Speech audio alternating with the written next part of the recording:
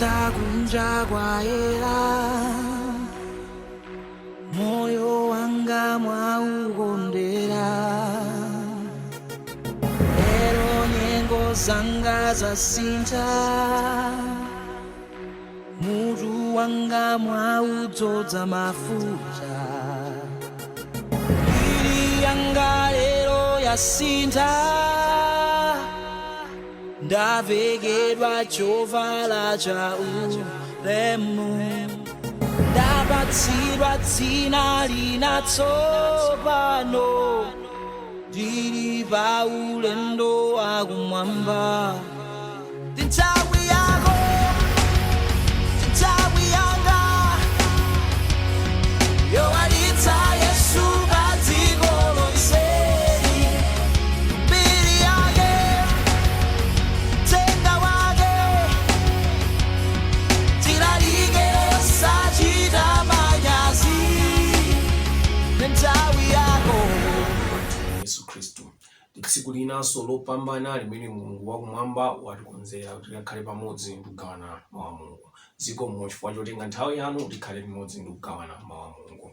Mawu athu tsiku la lero akuchokera mu buku la 2 Mafumu chapter 17 verse 24 mpaka 26. Ndipo mfumu ya Asuri anabwera nawo anthu ochokera ku Babulo ndi ku Kuta ndi ku Ava ndi ku Hamati ndi ku Safaravamu, nawakhalitsa m'midzi ya Samariya m'malo mwa ana a Israeli. Nakhala iwo eni ache a Samariya, nakhala m'midzi mwache. Ndipo kunali poyamba iwo kukhala komweko sanaopa Yehova. Ndipo Yehova anawatumizira mikango niwapha ena a iwowa. Motero ananena ndi mfumu ya Asuri kuti, amitundu aja munawachotsa kwawo ndi kuwakhalitsa m'midzi ya Samariya sadziwa makhalidwe a Mulungu wa dzikolo. Chifukwa chake anawatumizira mikango pakati pawo, ndipo taonani ili kuwapha popeza sadziwa makhalidwe a Mulungu wa dzikolo. Mutu wa uthenga wathu ndionena kuti chibwana cha dziko lapansi. Chibwana cha dziko lapansi. Tseke maso tipemphere. Oyera ndi olemekezeka ndinu Mulungu wamphamvu zonse amene muli kumwamba. Zikomo chifukwa cha nthawi inanso yopambana imene mwatipatsa kuti tikhale pamodzi ndi kugawana mawu anu. Khala nafe ndi kutitsogolera mu phunziro ili imene tikufuna tiphunzire za chibwana cha dziko lapansi. Khala nafeni mu dzina ndi mphamvu ya Khristu Yesu tapemphera. Amen. Chibwana cha dziko lapansi.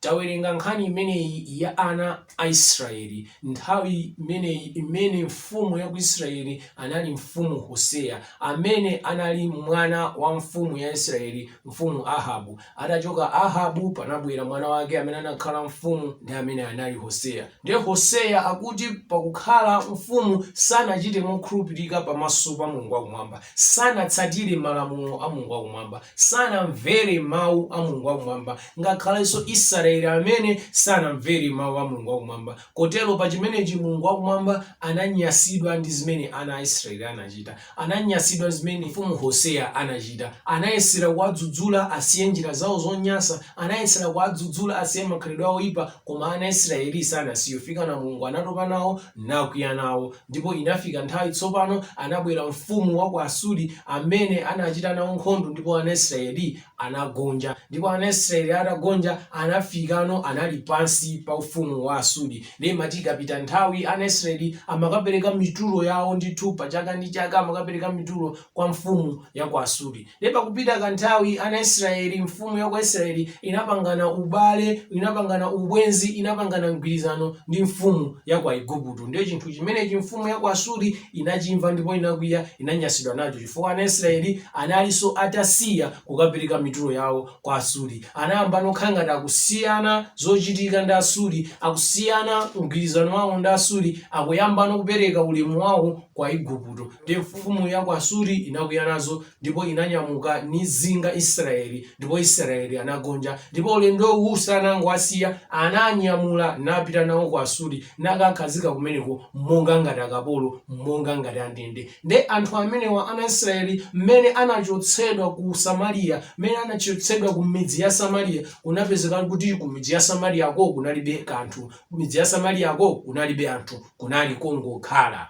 Ndiye kuti mfumu ya ku Asuri inanyamuka tsopano inapita inakatenganso anthu ena a mitundu yosiyanasiyana, inakatenga anthu a ku Babulo, inakatenga anthu osiyanasiyana nidzawakhazika m'midzi ya Samariya, nidzawakhazika m'mudzi mwa Samariya mmene ana a Israeli amakhala. Ndiye kuti a mitundu amenewa atabwera kudzakhala m'malo mmene ana a Israeli amakhala, mtundu wosankhika, mtundu wopatulika, adadzakhala m'malo opatulika amenewa kumene Mulungu wakumwamba anachita kulumbirira Abrahamu, Isake ndi Yakobo kuti kokhala kwanu ndi kumeneko. A mitundu amenewa atabwera kudzakhala kumeneko akuti anayesa midzi imeneyi ngati midzi yawo, anayesa malo amenewawo ngati malo awo, ndipo anayamba kuchita mmene iwo amafunira, anayamba kuchita nawo malowa mmene iwo amafunira, ndipo anayamba kukhala makhalidwe awo monga mmene amachitira kumene amachokera kuja, anayamba kupembedza milungu yawo ya mafano kumene kuja, anayamba kuchita makhalidwe awo ena aliwonse onyansa kumene kuja. Anali malo ndithu oti angotola, anali malo ndithu oti angopeza, aino ake kulibeko anagwidwa mndende, ndipo sizikudziwikanso kuti adzabwera liti, palibenso chiyembekezo china chilichonse choti mwina ana Israeli aja angabwerenso. Anali malo ndithu ongopeza, malo oti angotola a mitundu amenewa. Ndiye akuti chachilendo chinachitika, chodabwitsa chinachitika, kuti inde timakhala m'malo osiyanasiyana, inde timasintha malo, kuchoka malo awa ndikupita malo awa, kuchoka malo awa ndikupita malo awa. Komano pakusinthaku atabwera kufika ku Samariya kumeko, anaona chachilendo kuti atayamba kukhala makhalidwe ameneku kunamba kubwera mikango imene imadzagwira ena a iwo, imene imadzagwira ena a iwo nimawapha. Ndipo anafika pozindikira a mitundu amenewa kuti chimene chakuchitikatu si china, inuyo simukudziwa chikhalidwe cha milungu ya malo amenewa. Ndiyeno uthengano akuti unakamfika mfumu ya ku Asuri nanena kuti a mitundu amene munakatenga malo osiyanasiyana aja, a mitundu amene munakatenga ku Babulo aja, sadziwa chikhalidwe cha ku Samariya, sadziwa chikhalidwe cha dziko lija, sadziwa chikhalidwe cha malo aja, akungochita nawo mulimonse. Ne milungu ya malowo yakwiya nawo, yakwatumizira mikango imene ikuwatanyi kuwadya, ikuwatumizira mikango imene kuwapha. Ndi pamene no timawerenga mavesi amenewa mu 2 Mafumu chapter 17 verse 24 mpaka 26 kuti ndithu a mitundu amenewa atafika naona ngati angopeza malo, naona ngati angotola malo, akhoza kumachita mmene akufunira. Mulungu wakumwamba sana asiye choncho, sana kondwere nazo, anawakantha napatsa mikango. Ndipo anthu amenewa anafika pozindikira kuti mikango ikubwerayi si china tikuchita mosemphana malingana ndi malowa. Musaiwale mutu wa phunziro wathu unena kuti chibwana cha dziko lapansi, chibwana cha dziko lapansi, monga mmene anachitira a mitundu amenewa, monga mmene anachitira a ku Babulo amenewa, monga mmene anachitira anthu osiyanasiyana amenewa, nafika pamalo pamene panalibepo anthu, nafika pamalo pamene pakuoneka kuti panali mudzi, nafika pamalo pamene pakuoneka kuti panali nyumba, nafika pamalo pamene pakuoneka kuti ndithu pali zitsime za madzi, nafika pamalo pamene pakuoneka kuti pali ndithu dera lapadera limene anthu amakadyetsako ziweto, nafika pamalo pamene pakuoneka kuti uku ngumene anthu amasewerera, nafika pamalo kumene amaoneka kuti uku ngumene anthu amavinira magule. Koma malowa iwowa anango atenga kuti malowa atapeza, malowa atatola, ndikuyamba kuchita nawo mmene akufunira. Kumapeto kwake zinabweretsera mavuto, chifukwa malowa iwowa anangofika ngati atola, malo ngati opanda mwini, koma kumapeto kwake zinabweretsera mavuto. Chibwana cha anthu a ku Babulo, chibwana cha anthu a mitundu, chongotola malo, chongoona kuti malo atapeza tikhoza kumachita mmene tikufunira. Chibwana ngati chimene chiso ndi chimene dziko lapansi tikupanga, chibwana ngati chimene chiso nchimene dziko lapansi linapanga. Ifeyo titafika pa dziko lapansi pano, pakubadwa wina aliyense mu nthawi zosiyanasiyana, tinafika pongolitengano dziko lingati tatola, tinafika pongolitengano dziko lingati tapeza, tinafika pongolitengano dziko lingati kuti ndi kwathu, tinafika pongolitengano dziko lingati ndi chinthu chathu, poti tinapezapo kuti palibepo munthu, poti tinapezapo kuti palibepo kena kalikonse. Chimene chikuoneka ngati cha nzeru ndi ifeyo, chimene chikuoneka ngati ainu akeno ndi ifeyo. Tinasandutsano ngati pamudzi pathu, tinasandutsano ngati pokhala pathu, tinasandutsano ngati kuti basi tapeza. Palibenso wina wake kwina kwake amene akusamala za malowa, palibenso wina wake kwina kwake amene akusamala za dzikoli. Tikhonza kumachita mmene tikufunira, monga mmene anaganizira anthu amenewa a mitundu amenewa, koma iwo sanazindikire kuti kuti malowo anali a mwini wake. Iwowa sanazindikire kuti malowo anali ndi mwini wake amene anali Mulungu wakumwamba. Inde ngakhale iwo amene amabwera sanagogode, inde ngakhale amene amabwera sanapemphe, inde ngakhale amene amabwera kwa mwini wake wa malowa anamasamala. Mwini wake wa malowa anali nazo ntchito. Mwini wake wa malowa ndithu anali nazo ntchito. Ndipo itafika nthawi nambochita mosemphana ndiye, mwini wake wa malowa anayankha natumizira mikango fika anazindikira kuti iyayi tikuchita zisuzugwirizana ndi malo ano. Malo ano ali ndi mwini wake. Malowa ndi a milungu ya Israeli. Ifeyo dziko lapansi sitinatole. Ndipo ife tikanakhala nayo nzeru tikanadabwa kuti kodi olukutolako umatola chinthu cha mtengo wapatali chonchi. Inu nditakufunsani mutakhala kuti mukuyenda kaya mwina mukuyenda pa ground kaya mwina mukuyenda pansewu muli nokha ndiye mwapeza chikwama chili pamene pacho chikuoneka ndithu kuti chikwamachi ndi chokhuta. Inu muchitsegule chikwama chija mupeze kuti muli ndalama zokhazokha. Inu chikwama chija mungafikire kungotenga kumapita nacho. Mutakhala nazo nzeru mwayamba kaye mwaganiza kuti mmene zachulukira ndalama izizi ziyenera kuti ndithu zili ndi mwini wake. Mmene zachulukira ndalama izizi ziyenera kuti ndithu alipo amene wapangitsa kuti ndalama zizitani zipezeke. Kutola asamatola ndalama zambiri chonchi chilipo ndithu chichitika. Ndipo ngati simukhala ena muchita mantha ndalama zomungu zisiya. Koma ngati mwinabe mungalimbe mtima kuti ndalama zomuzitenge mukazitenga mukamba kaye mwazisunga kudikira kuti mumvetsere mudzi kodi ndimva chani, kodi ndimva nkhani zoti chani. Ndalama za mtundu umene usi zingangobwera zokha. Mwinatu ine mudikira kaye kuti apapa ndidikire ngati nditamve nkhani kuti wina wake wataya ndalama, ngati nditamve nkhani kuti mwina mwake ena ake anaba ndalama ndiye mwina zinagwera kapena amathamangitsidwa ndi anangoziponya.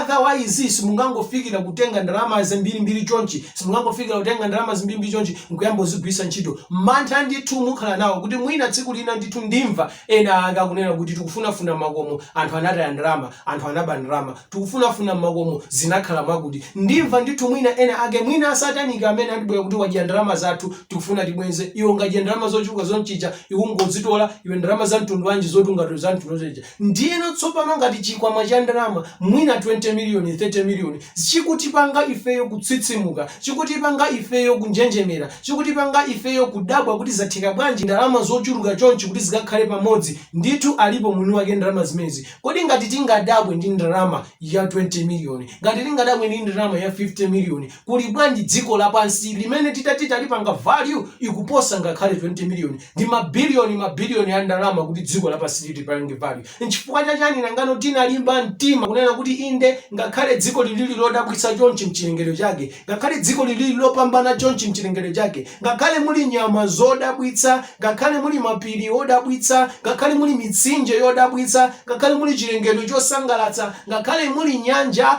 ngakhale muli nsomba, ngakhale muli mbalame, ngakhale muli ndithu zinthu zokongola ndi za mtengo wapatali, ngakhale muli golide, ngakhale muli diamond, koma ifeyo kumalimba mtima kuti chimene chichita tatola basi. Pamene titatoiza 20 million tinjenjemera kuti iyayi inene lokhala ndi mwini wake. Litheka bwanji dziko lapansi lopambana kuposa china chilichonse likangobwera lokha popanda mwini wake? Litheka bwanji dziko lapansi lodula kuposa china chilichonse likangobwera opanda mwini wake? Dziko lili ndi mwini wake. Izi zomakhala ngati dziko litinangotolazi, izi zomakhala ngati dziko litinangobwera lokha, izi zomakhala ngati dziko litinangolipeza, izi zomakhala ngati dziko lizinangochitika, izi ndi zibwana za dziko lapansi. Dziko lili ndi mwini wake amene ali Mulungu wakumwamba, amene chochitika chilichonse chimene chikuchitika akuchidziwa, amene chochitika chilichonse chimene chikuchitika akuchiona, amene chochitika chilichonse chimene chikuchitika ali nacho ntchito. Ndipo Mulunguyo ali ndi programu yake, ndipo Mulunguyo ali nayo cholinga dzikoli. Ifeyo tikanakhala nazo nzeru tikanayamba talingalira kaye kuti kodi mwini wake wa dzikoli angakhale kuti ali kutiko. Ndipo tikanakhala nayo nzeru tikanayamba kaye tatunthumira kaye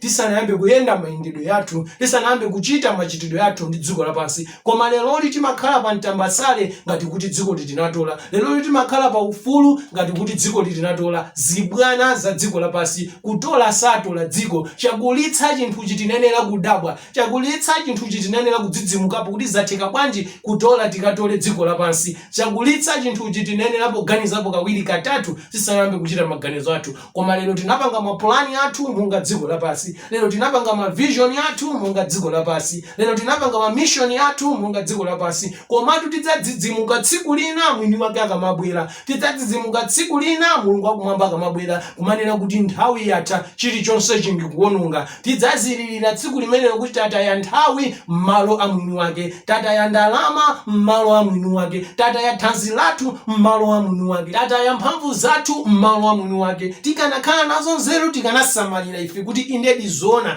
kutola satola chinthu cha mtengo wapatali chonchi, indedi zona kutola sitingatole dziko la nthunthu loseli tikanasamalisa. Mwini wake dziko li alinalo cholinga, mwini wake dziko li alinalo nkhani, mwini wake dziko li alinalo programu imene inu ndi ine sitisamala konse, imene inu ndi ine tilibe nayo ntchito konse. Ichi ndiye chibwana cha dziko lapansi. Akamadzabwera nanena kuti kwatha, akamadzabwera nanena kuti chimaliziro cha zinthu zonse zafika, chilichonse ndikuononga, ndifuna ndipangeso chatsopano, tisaganizira mabiliyoni amene taononga kupanga invest pa zinthu za dziko lapansi. Sindikunena kuti tisapange invest ayi, sindikunena kuti tisapange mabizinesi ayi, koma tikanamba talingalira ndi kumachita zinthu zathu mogwirizana ndi programu ya mwini wake wa dzikoli, osati kungolitenga dzikoli ngati kuti tinatola. Mwini wake alipo ndipo mwini wake akubwera, ndipo programu yake ya dzikoli alinayo. Tsiku lina nthawi ina zonse zifika kumapeto, adzachotsa zonyasa zonse pa dziko lapansi, adzachotsa woyipa wonse pa dziko lapansi, ndipo adzalenganso dziko lina latsopano, ndipo adzalenga kumwamba ndi pansi zatsopano, ndipo zakale zonse sizidzakumbukikanso, ndipo zakale zonse sizidzadziwikanso kuti zinalipo. Zonsezi tikuchita zidzayiwalika, koma okhawo oyera ndi olungama ndi okhawo amene adzakhala mu ufumu winawo. Inu ndine tikanasamalisa chinthu chimenechi zikanatichitira ubwino, koma pa chibwana cha dziko lapansi timangokhala ndi kumayenda mmene tikuganizira, monga mmene anaonera amitundu amenewa nati iyayi takupeza tikhoza kumangokhala. Koma Mulungu sanakhale chete, anatumizira mikango mpaka anafika kuzindikira kuti dziko lili ndi mwini wake, mpaka anafika kuzindikira kuti Samariya iyo ndi wa mwini wake, ndipo anafika kuzindikira kuti malowa ndi a inu wake, ndipo inu wakewo akuwerengerabe ali nawo ntchito. Dziko lili ndi mwini wake, ndipo mwini wake ndi Mulungu, akuwerengera ndipo ali nawo ntchito. Chinthu china chimene timachiona ife chopepuka, chinthu china chimene timachiona ngati tinatola, chinthu china chimene timachiona ngati tikhoza kumangochita mmene tikufunira, ndi moyo wathu, ndi matupi athuwa amene ifeyo pakubadwa titakula kufika pa misinkhu yochita zinthu zosiyanasiyana timangochita zimene tikufuna, mmene tamvera mu mtima mwathu, mmene tamvera mkati mwathu. Ngati tikufuna kuba tingoba, ngati tikufuna kumwa tingomwa, ngati tikufuna kuchita chigololo tingopanga, ngati tikufuna kukhwima tingokhwima, kaya ndikupanga nyanga tingopanga nyanga, kaya ndikutsirikana tingotsirikana. Chilichonse chimene tingafune kuchita ndi moyo wathu timachita, komatu tisayiwale kuti ichi ndi chibwana cha dziko lapansi. Kutola asamatola moyo, kutola asamatola thupi. Tinalengedwa modabwitsa, tinalengedwa mozizwitsa, ndipo ndife zolengedwa za mtengo wapatali mu chilengedwe chonse cha Mulungu. Sizingangothekayi kuti cholengedwa chokhala ngati munthu chikangobwera pachokha. Sizingangothekayi kuti cholengedwa ngati inu ndi ine tikangopezeka pa dziko lapansi pano patokha. Alipo wina anatilenga, alipo wina anatipanga, ndipo pakutipanga monga munthu wina aliyense, pakutipanga monga chinthu china chilichonse. Kampani ikamapanga chinthu imakhala kampani inacho cholinga, munthu akamamanga nyumba amakhala ali nayo cholinga,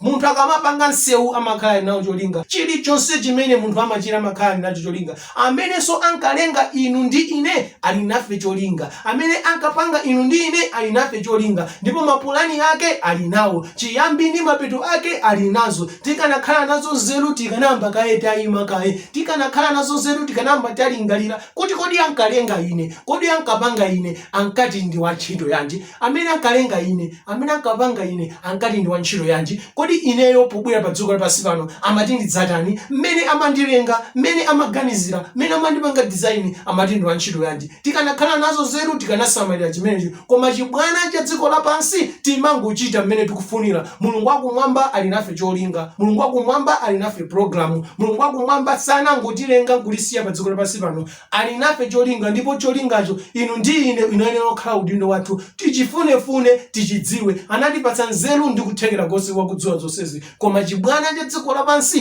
timangochita mmene tikufunira.